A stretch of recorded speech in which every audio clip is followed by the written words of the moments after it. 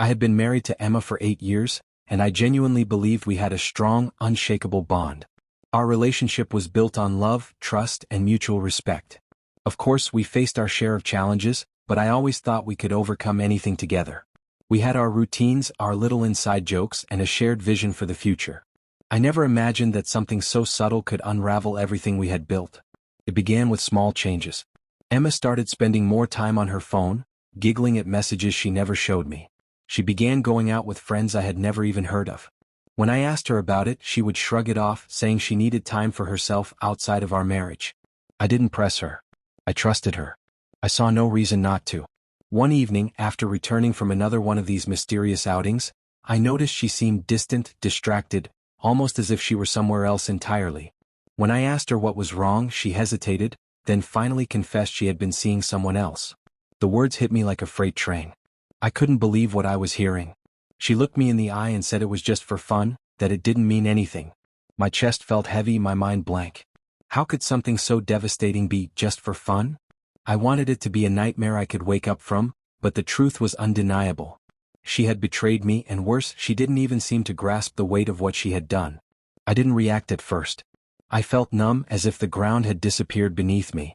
I couldn't comprehend that the woman I loved, the woman I had devoted years of my life to, could treat our marriage so carelessly. The next few days passed in a haze. I found myself replaying every memory, searching for clues I had missed, trying to understand how everything had fallen apart. Eventually, I knew I had to make a decision. I asked her to sit with me, and I calmly explained that I couldn't remain in a marriage where our vows meant so little. I told her to pack her things and leave. She looked stunned, as if she hadn't expected me to take such a firm stand. I noticed a flicker of regret in her eyes, but by then it didn't matter. The trust had been broken. Our divorce was swift. We had no children, no significant assets to dispute, so there was no reason to drag it out. I signed the papers, she moved out, and I was left with a whirlwind of emotions: anger, sadness, betrayal, but above all, a sense of freedom. Freedom from the lies, the deception, and the person who had destroyed the life we had built together. In the months that followed, I began to rebuild.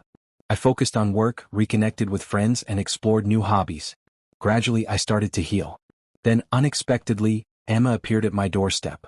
She looked different, worn down, tired, nothing like the carefree woman I had once known. She confessed she had made a terrible mistake, that she missed me, missed us, and wanted another chance. I listened, but I already knew the truth. I had moved on. I was no longer the person who would tolerate betrayal or excuses. She pleaded, promising she would do anything to make amends. But I stayed firm. Trust, once shattered, is nearly impossible to restore. I had learned that lesson the hard way. Eventually she left, tears in her eyes, and I felt a strange sense of closure. I had loved her deeply once, but that love had been irreparably damaged by her choices. Now I was free to pursue a life built on honesty, respect, and genuine connection. As I closed the door behind her, a weight lifted from my shoulders. I had weathered the storm, and I was ready for whatever life had next in store.